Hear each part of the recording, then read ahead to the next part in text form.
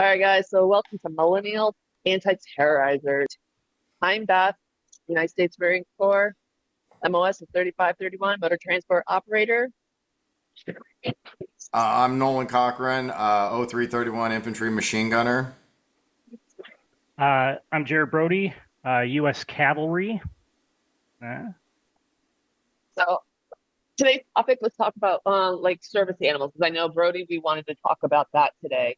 So yeah. um, being with you, since you're the one with the service dog, we wanted to kind of know like how did you go about getting the service dog? What's the service dog kind of doing for you? Like what has it done to take to get there, and then how it works for you is what we're kind of looking for. Just kind of telling people Okay. it's Are you asking me one of those or all of them?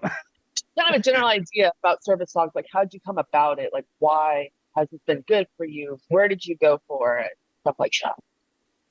I guess um, it started in 2018. I actually went to a dialectical behavior therapy session, and it's a group, and it was through the VA.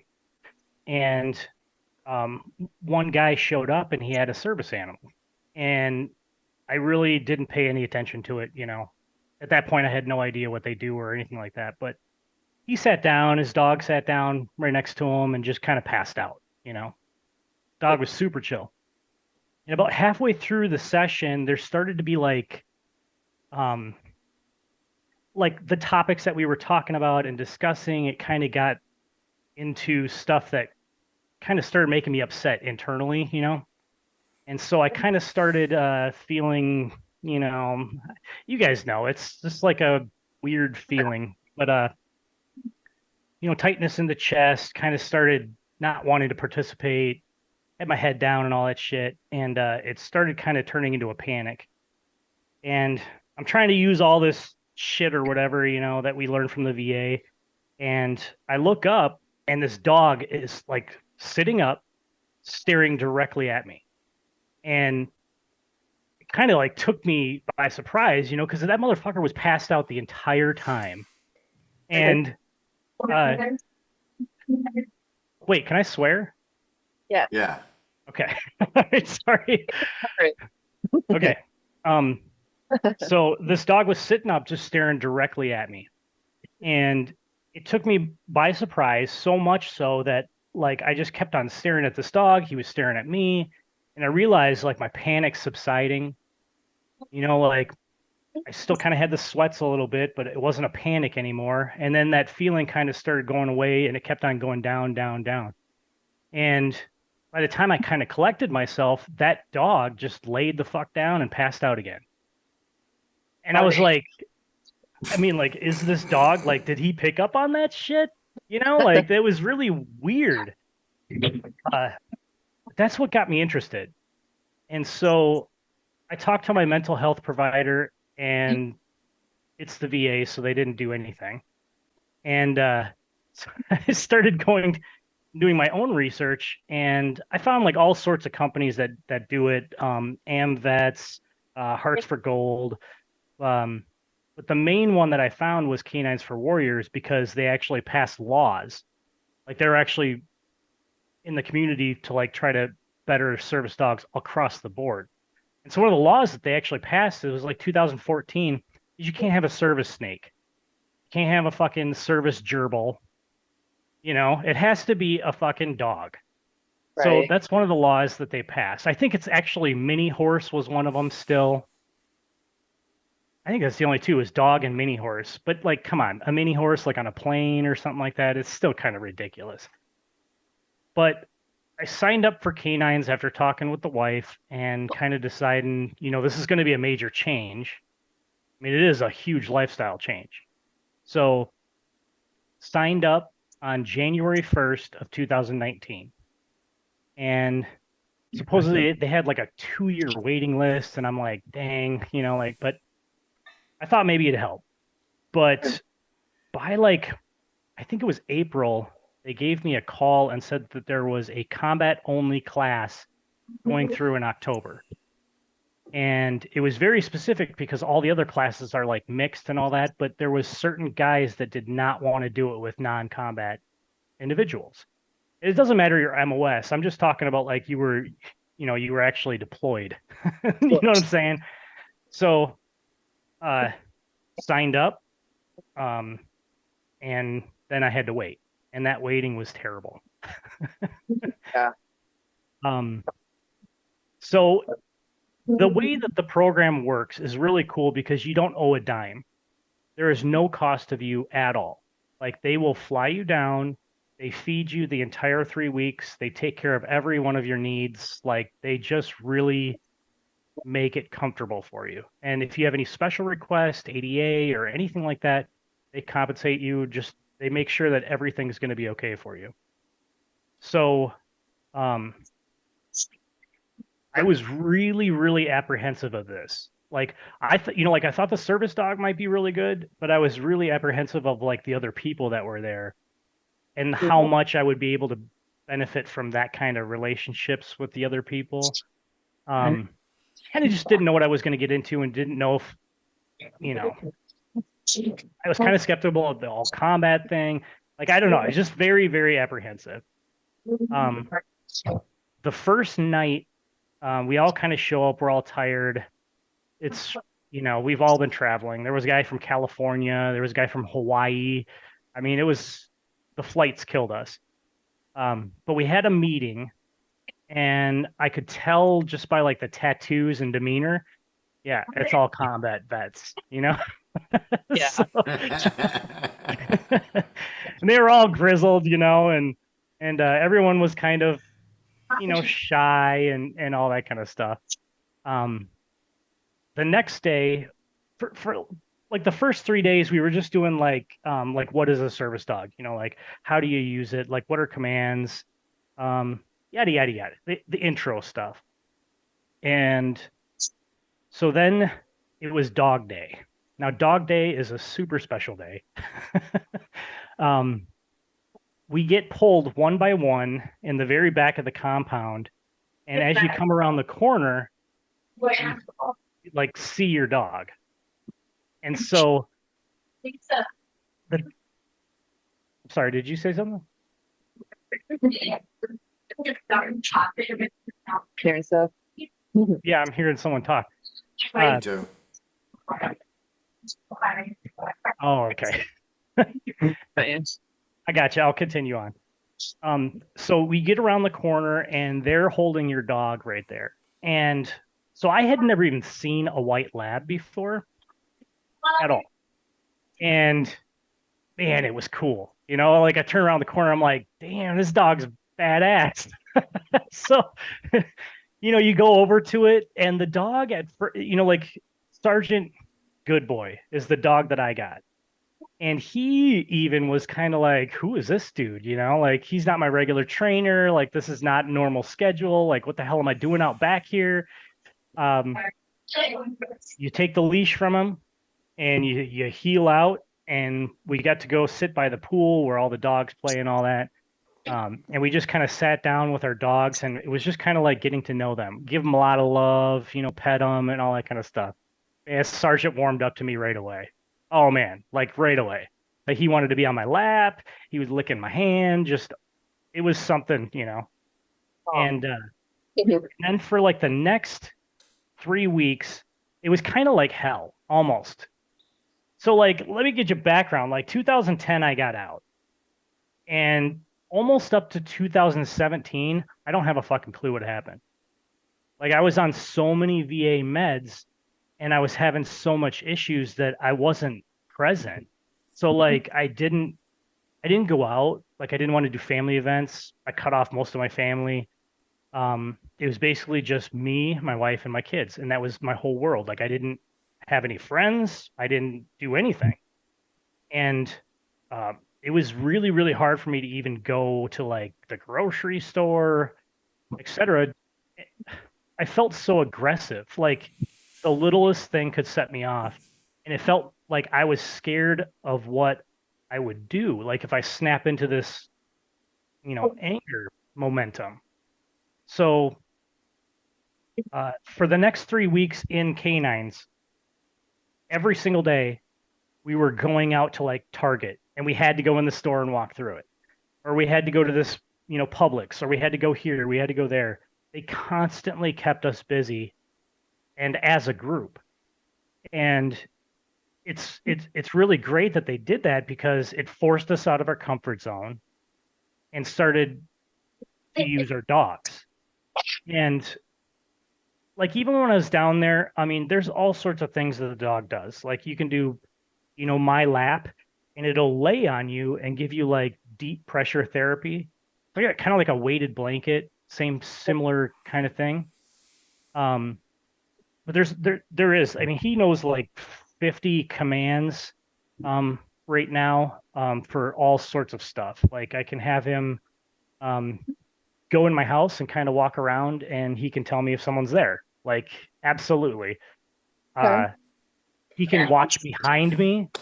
Um so like if I'm in a grocery store or something, I'm in a line, I'll put him in a look and he'll go to my right hand side and face away from me. So he'll tell me if anyone's coming up behind me. And if there's something that I need to watch or something like that, he'll start leaning up against my leg and just kind of like letting me know, like, hey, motherfucker, like look over there. So he gives all sorts of things. So Uh, Shit, where was I at? It's more of the commands that he knows and stuff like that.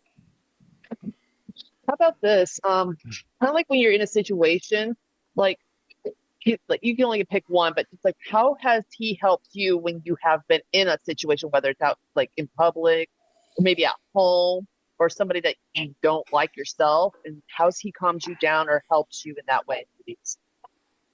Okay. I don't know if you guys do this, but when I'm out and about, it's constantly checking waistbands, it's constantly checking the boot area. It's looking around for exits. It's finding a weapon that's within 5 feet of you. It's constant, just overload of information to protect yourself from whatever threat you think is going to happen. And it's ridiculous. Yeah. I mean, to a certain, after a while, it's just like, what am I doing here? Like I'm checking old ladies for guns and shit. Like it's just, It's a tap, I get it. yeah. So where Sergeant comes in is when you walk into, say, Walmart and you're doing that, and it just builds and builds and builds, and sometimes it builds to the point where you can't shop anymore. You leave your cart and you have to leave. It's so overwhelming and it doesn't feel good. So you just got to get the fuck out of there. Well, when I enter the grocery store with Walmart, I have to make sure that Sergeant is doing what he's supposed to be doing. He's listening to commands. He's staying in position. Um, and then I'm looking like on the floor for glass or anything that he might step on. It's being vigilant, but it's not about, violence and safety for your life. Right. It just gives you another thing to obsess on. But it's like way more healthy, because like if he's not in the right position, you fix him, give him a little pat on the head. He looks up at you like, thanks, Dad. And then, you know, it's Okay. so much better than trying to find all the exits and being like, okay, if some, bomb explodes over there, I'm going to be able to exit here. Like that's, it's just born out of fear or, the shit that I've been through. So, All right. Understanding. yeah. How, Sergeant just basically takes all of the attention away from all of that stuff. And you basically have to pay attention to your dog. And you'll go through entire Walmart and find out that, oh shit, I'm done shopping. And I didn't panic. yay. That's like a Do you feel huge like, difference. so is it his presence being there is what's helping you because you have to keep your eye on him too? Do you feel like that's what's helping you? Because you got to make sure he's also doing his job and vice versa. Like he's making sure you do your part. Do you think that's what's like kind of helping you maybe? It's just the connection with this dog versus like focusing on something else that's distracting and then you start kind of hyping up in your head a little bit?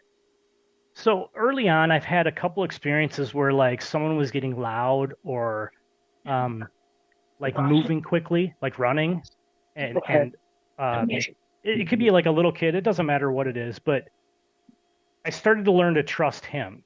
Like if there's some shit going down in a store, he is going to let me know. Like if Yeah. someone runs behind us or runs in a store, period, like he will almost like hit me, with his paw. Like he constantly bashing up against my leg, and then he'll stare right at the whatever I need to pay attention to. So I know like I can give up my attention and put it on him because he is watching the world for me.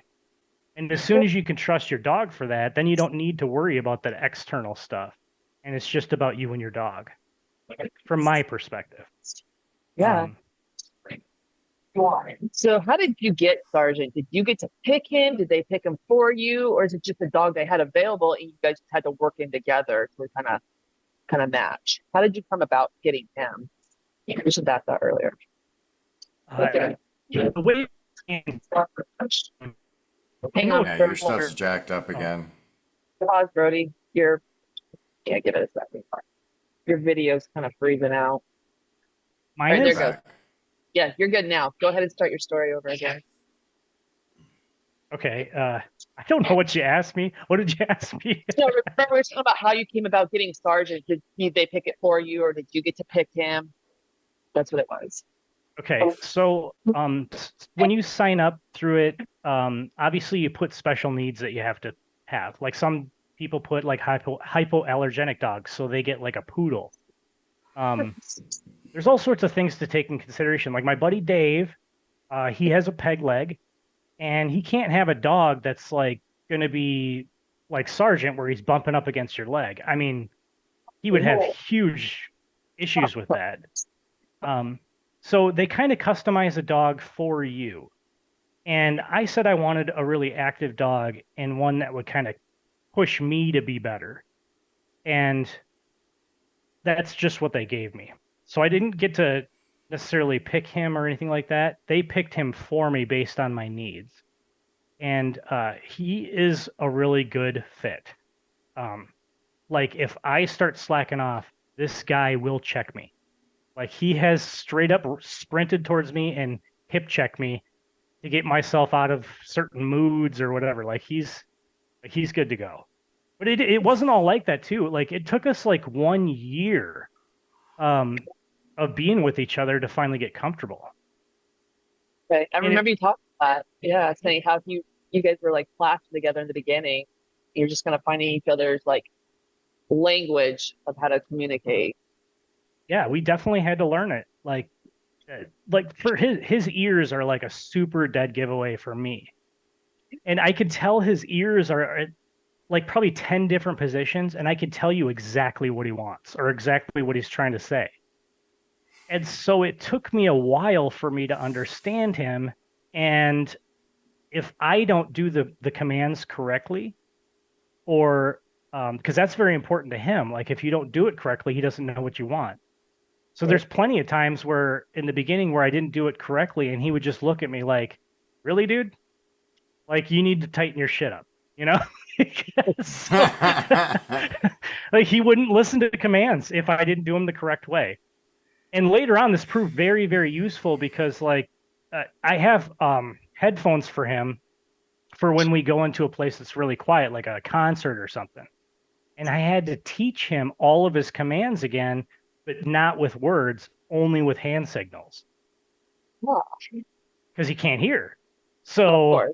uh, having those commands specific are really, really positive because you can differentiate and he can differentiate what I actually want of him. So What about That's at night? crazy that you had to completely rechange to hand signals instead of verbal commands. Mhm. And that shows the intelligence of the dog and the breed that can just immediately do that. Or not immediately, but actually do it without so. Because how old was he when you started doing that? I mean, was that right off the bat? he would have been 3. Okay. How long is his training before you get to have him? Do they do like a year or two training with him? So they normally wait until about like 5 or 6 months, um, and then it's go time after that. So I think he had a total he had a little bit longer than most. He had about 16 to 18 months of training.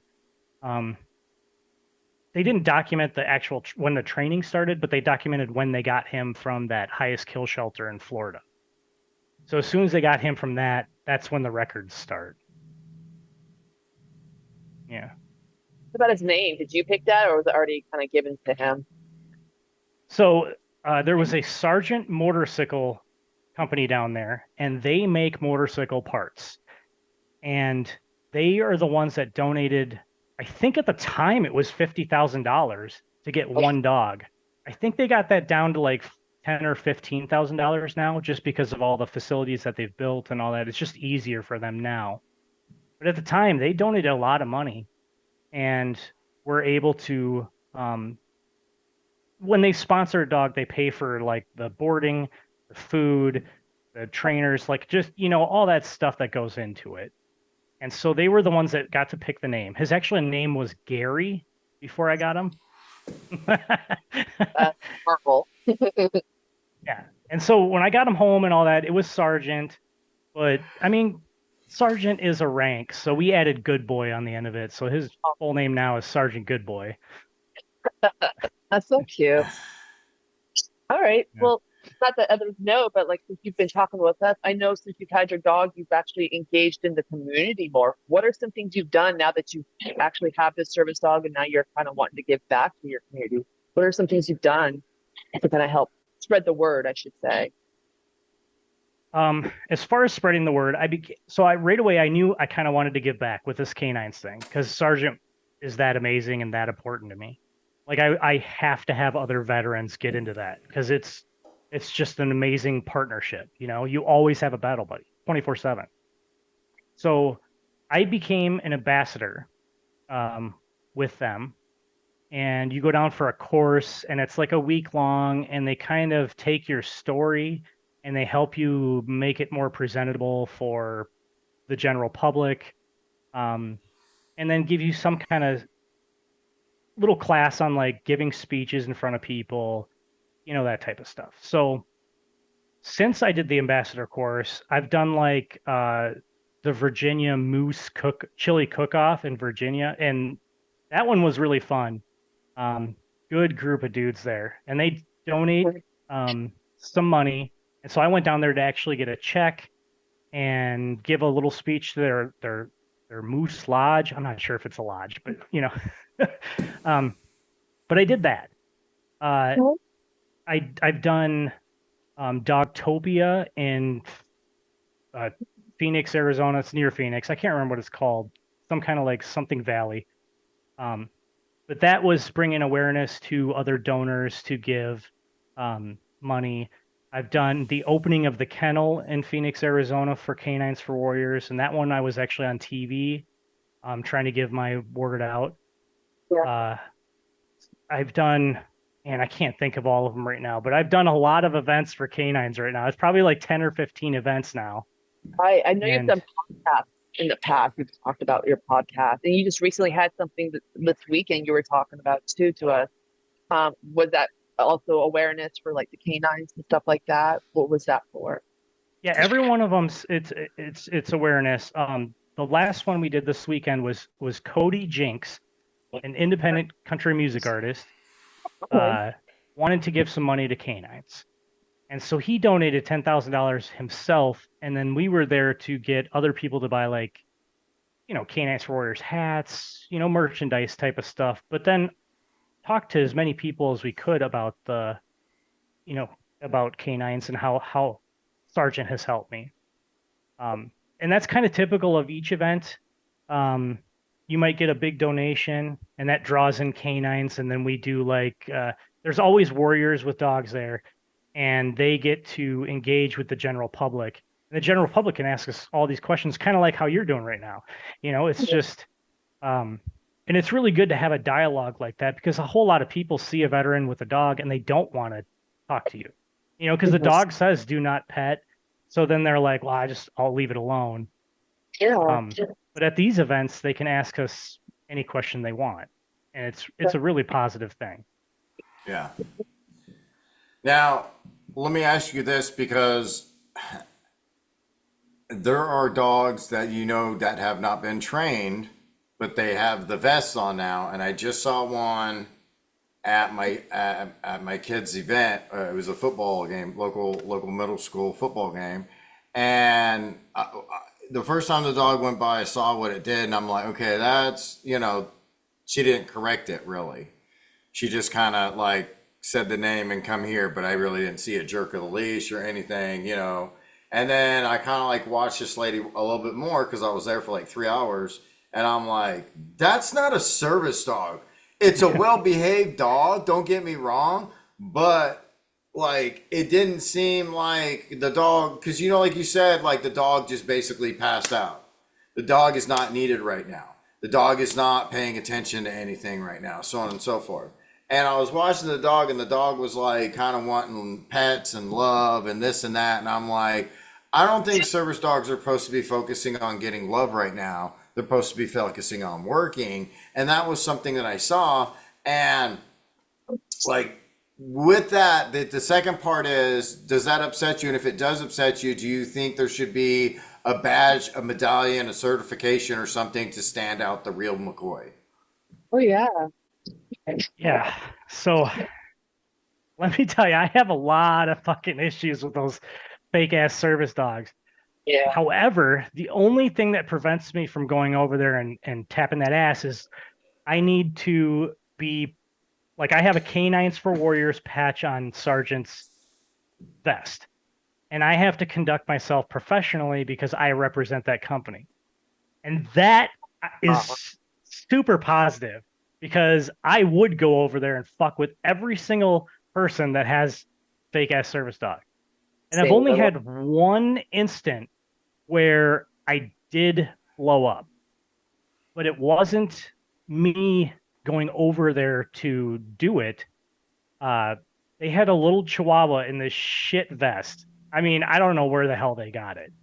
And it said service dog, but it wasn't even spelled correctly. It said service dag, like DAG. Oh my God, I started getting livid right away. And you could tell it was one of those Amazon ones, you know. Yeah. So I was going down an aisle and her dog just started barking at Sergeant over and over and over. And Sergeant got sick of it and kind of gave it a low growl. Okay? It's just a low growl. Like, And yeah, like, hey, shut up, So um but what happened next really shocked me. This lady walked up to my dog and told it to shut up. And she said, "Your dog's a bad dog." And I'm like, "Are you kidding me?" And I went off on her. I mean, I went off. I was reciting ADA law. I was reciting what Walmart would had. They don't allow pets in there.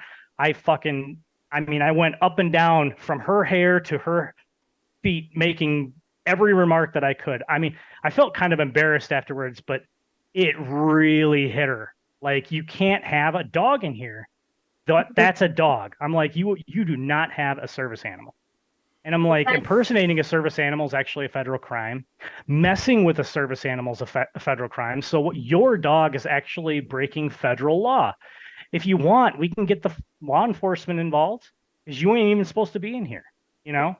And so that I've had multiple instances where I just have to walk away. I really, yeah. really have to walk away. And as far as like identifying a dog for sure, this is where it gets really tricky because there's no laws yet. And technically, any dog, if you say it's for a medical reason, it's a service animal, Yeah. you That's know? hard. So, what Canines for Warriors is trying to do, and it's amazing, and I can't believe it hasn't happened yet, but they're trying to pass a law that says the state, whatever state you live in, when you go get your driver's license, they issue a separate ID card for your dog. Okay. And the way it will work is the ADA representative for all service animals and stuff, you have to get cleared through them. And once you get paperwork through them that it's an official service animal, then you go to your state and you can get a state issued ID. And it would be as simple as the door greeters or the person at the front of the store to ask for your ID. You show it, and then no more Or fake service animals. It's as simple as that. Seriously, yeah, seriously. it's a Yeah. good idea. And certain companies still allow you to bring in your animal if it's well behaved, like Home Depot. And they don't mind as long as you pick up the animal shit when your dog shits on the floor in there, because we know that they're bringing the dog in there to train. Like you said earlier, Target allowed you guys to come in and train your dogs and so on and so forth. So there are like local parks where they have the training, people getting their hustle on. But if they don't pick up the dog shit, that's where it's kind of like you're a shit person, homie. Yeah. Yeah, I've only had 2 times where Sergeant shit in a store. One was IKEA. Doesn't like that store very much. It's yeah. And then I the don't other one was Kohl's. So even though like Sergeant's a service animal, it happens. Yeah. It really does. But we always mitigate it by like before you go into any store, you're taking your dog out and making sure that they go and all that stuff. Um, you know, when they're in training for Canines for Warriors, they get clearance from all these places first because your Nice. service dog in training isn't protected by ADA law. So they don't have the right to go into any of these places, but Canines for Warriors has already went to these places, talked to them, got the clearance. That's where we go for the training. So if they're in training and they're in a store like Lowe's or Home Depot or anywhere, they're technically not allowed to be there.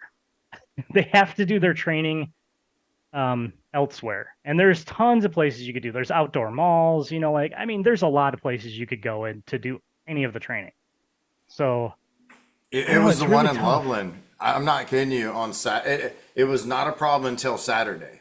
And on Saturday, people would bring their dogs in, and like the little ankle biters, like kids had gotten bit. Like there's been issues, and I don't know. This was 10 years ago, 2015 or so, and I don't know if they changed the laws because I don't think I've been in on a Saturday to take account of the dogs in there. But it was like, because I worked weekends and I worked nights doing freight. And I had to be honest with you, man, that like Saturday around like 11 to like 2, massive amounts of dogs in Home Depot. And it was just like, okay, I get you're trying to train your dog to be an indoor dog around people and so on and so forth and everything like that. But there's nothing wrong with that. But there was people who would not go and pick up the dog shit. And like I can't even remember what it was, but like there wasn't dog baggies or anything for shit, but there was like paper towels or something like you could use or something. There was something where you could have.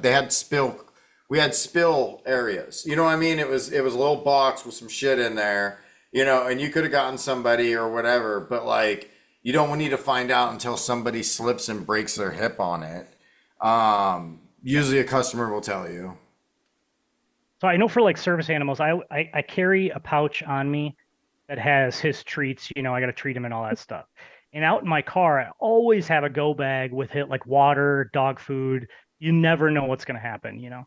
But Yeah. if you're a dog owner and you don't carry a dog poop bag, you're You're just a wrong. piece of shit anyways.